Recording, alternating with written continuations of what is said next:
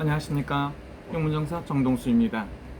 오늘은 자기의 인생, 자기 인생을 어떻게 살았느냐에 대해서 굉장히 중요하다고 생각할 수가 있겠죠. 사람이 살면서 100년을 열심히 살고 자기 처한 위치에서 최선을 다한 사람이 있다고 볼 수가 있습니다. 백선엽 장군님이라고 말씀하시면 여러분들이 많이 아실 겁니다. 상을 당하셨기 때문에 상과 고인의 명복을 비는 간절한 마음을 가지고 있습니다. 저도 한국에 있다면 꼭 가서 헌화하고 싶고 향이라도 꽂고 기도하고 싶은 그런 생각입니다. 우리나라를 위해서, 우리 민족을 위해서 역사에 큰 일을 하신 분은 백선엽 장군님입니다. 그런데 여러분들이 죽음이라고 해서 같은 죽음일 수가 없어요. 한 사람은 100년을 열심히 살면서 대한민국의 나라를 위해서 목숨을 바치시고 열심히 사셨던 분이고, 또 아닌 사람도 있을 수가 있습니다. 역사를 부정을 하고 그분이 100년을 사셨는데 그 상황을 살아보지 않으셨지 않습니까? 100년 전에, 90년 전, 80년 전 어떤 상황이었는지 알 수가 없지 않습니까? 그때는 우리나라가 나라를 빼앗기기도 하고 굉장히 힘들고 어려운 시대였습니다. 그때 살기 위해서, 살아남기 위해서 무슨 일을 했다고 해서 그분을 갖다가 평가를 하고 평가절하를 하는 아주 무식하고 배은망덕한 사람들도 있습니다. 역사를 말하는 게 아니라 상식이라든가 자기가 해서 되는 일하고 안 되는 일을 갖다 말하는 사람들이 있어요. 꼭 대한민국 사람이 아니고 대한민국이 아닌 요상망측한 인간들이 말을 하는 것 같아요. 사실은 요즘엔 그쪽에서도 백선엽 장군을 나쁘다고 말하는 사람들은 대한민국의 일부 이것들이 있어요. 그 사람들이 아닌 사람이 백선엽 장군을 갖다 나쁘게 말하겠습니까? 그런데 그런 사람들이 나라 돈을 좀 먹는 좀비 같은 사람들이라고 생각한다고 하면 굉장히 슬픈 일이라고 생각합니다.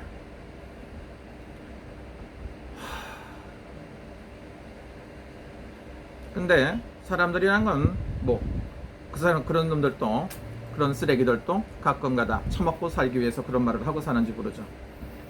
값어치 없는 것들이 훌륭하신 인물들을 논한다고 해서 거기까지 스트레스 받을 필요는 저는 없다고 생각합니다.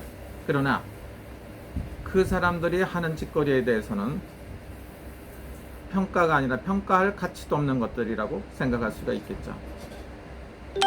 그래서 한 시대를 최선을 다하고 열심히 사신 분, 그리고 100살을 살았다는 게 의미가 있죠. 건강하시고 건강관리 잘하시고 보람도 있고 그분을 추모하는 애국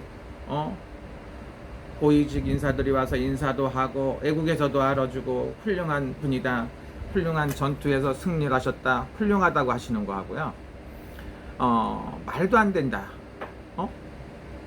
이렇게 한다는 거는 굉장히 차이가 있다고 봅니다. 그래서 누구한테 평가를 받는 게 중요한 게 아니고 어떤 인생을 어떻게 살았는가에 대해서 굉장히 평가를 하신다고 볼 수가 있습니다. 눈물을 의미도 없이 와서 헌화하러 오고 향고 보러 와서 망신당하는 사람들도 있을 수가 있겠죠. 그런 사람들이 과연 필요한 건가? 마음속에 우러나는 사람이 한 사람이라도 있다고 보면 굉장히 좋은 일이 아닌가 싶습니다. 목숨을 갖다 평할 수 있는 건 없습니다. 열심히 살고 국가를 위해서, 나라를 위해서 열심히 사시다 가신 그 분에 대해서는 사람들이, 모든 국민들이 눈물로, 아니면 좋은 쪽 100살 사셨으니까 좋은 데로 가시는 것에 대해서 굉장히 추모를 해드려야 되는 게 옳다고 생각합니다. 만약에 이런 열심히 사셨어도 그 평가를 안 한다고 하고 회개망측한 인간들은 대한민국에 한 사람도 없겠죠. 만약에 있다고 보면 그게 사람입니까? 사람이 아닐 수도 있습니다. 외국에서는 한 나라를 위해서 목숨을 바치고 싸웠다는 것에 대해서 그 굉장한 평생 동안 아니면 그 자손들까지 몇백 년, 몇천 년 역사를 두고서라도 그 사람을 추모해줘요. 추모. 그렇다고 보면 백선혁 장군님은 그 추모를 받을 수 있는 충분한 능력을 가지신 분들이 갖고 계신 분이죠. 근데 그분에 대해서 왈가왈부를 하는 사람들은 없겠지만 그런 쓰레기가 있다고 하면 그건 쓰레기 하차장으로 가야 된다고 생각합니다. 사람이 태어나서 쓰레기가 되어서는 절대로 안 됩니다. 그래서 저는 개인적으로 뭐 좌다 우다 그런 거 안 좋아해요. 비행기 날개가 2개가 있어야 비행기가 안전하게 가요. 요즘에 대한민국의 비행기는 어떻습니까?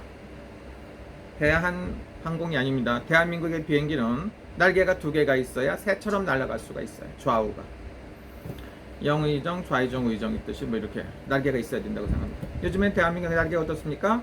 날개가 하나만 있어요. 하나만 있으니까 그 대한민국에 잘 갑니까? 잘 가요? 어떻게 물어볼까? 갈 일이 없냐고? 이상합니다. 어쨌든 간에 균형을 잡혀야 된다 이거죠. 물론 날개가 뭐 한쪽만 갖고도 날아간다고 생각하면 계속 가세요. 근데 이제 그 날개라는 건 2개가 있는 게 가장 좋지 않나 이런 생각도 듭니다. 날개가 3개, 4개도 만들 수도 있겠죠. 그것도 필요하다고 보면 될 수가 있겠지만 참 복잡합니다. 대한민국에 살아가며 요즘에 정상적으로 산다는 게 참 힘들 것 같아요. 약장사 제약회사는 약이 잘 팔릴 것 같아요. 스트레스를 옆에서 꽉꽉 때려주니까 제정신으로 살 수가 없을 정도다.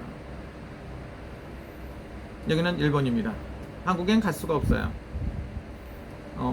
8월 달에도 한국 사람들은 갈 수가 없습니다. 애교관이라든가 아니면 경제, 비즈니스 사업하시는 분들은 8월 달부터 일본에 올 수 있는 사람이 처음에 400명씩 오다가 좀 차츰차츰 늘려갖고 많이 올 수 있게끔 된다는 게 있습니다.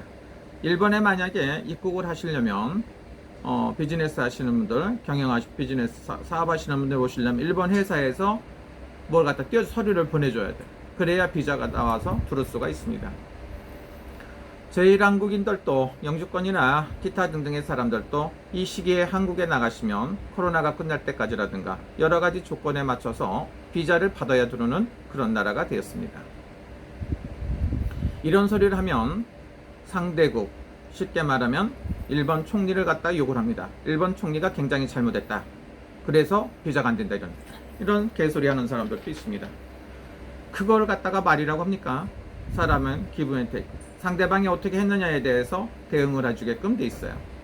무조건 상대방만 욕을 하고 상대방 비판을 한다는 것은 안 됩니다. 그래서 여러 가지 조건이 있고요. 제가 봤을 때 훌륭하시게 100년을 사시다 가신 분 백선혁 장군님에 대해서는 제가 부처님 앞에 저쪽에 부처님 계시고 하니까 향 꽂고 기도를 올리겠습니다. 꼭 왕생극락하시고 극락왕생하시길 기도드립니다.